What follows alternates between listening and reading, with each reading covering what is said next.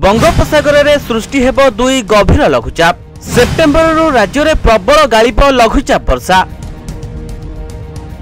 उपकूल ओडिशा सह भिजिब आभ्यंतरीण ओडिशा। लघुचाप वर्षा नहीं उपकूल जिला को जारी है अलर्ट।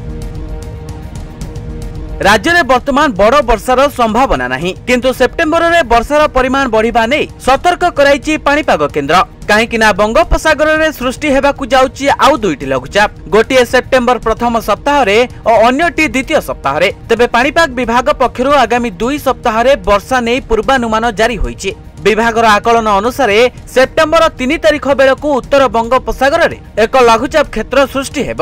यह पश्चिम उत्तर पश्चिम दिगरे गति करिब एवं एही लघुचाप उत्तर पश्चिम बंगोपसागर रे पश्चिम बंग एवं उत्तर ओडिशा उपकूल अंचलर समांतराल भावे समुद्र भितरे आगकु बढ़िबो, जहां घनीभूत होई 5 तारिख बेलू अवपात्र रूप नेब। सेहीपरि परवर्ती सप्ताहर शेष अर्थात 10-11 तारिख बेलू उत्तर पश्चिम बंगोपसागर रे आउ एक लघुचाप सृष्टि हेबार संभावना रही।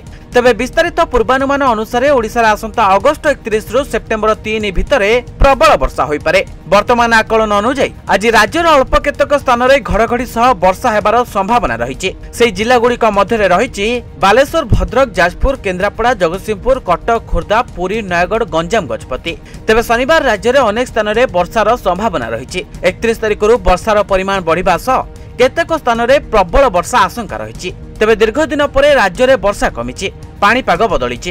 अनेक स्थान में वर्तमान खराटिया पाग देखिबाकु मिलिछि, तथापि किछि स्थान में लघुचाप वर्षा जारी रही।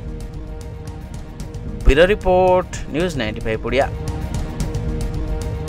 देश विदेश कोण अनुकोण टेक्निक खबर देखंतु आम सह यूट्यूब, फेसबुक और इंस्टाग्राम रे आमको देखंतु। लाइक, शेयर और सब्सक्राइब करने को आद्यम भूलंतुनी।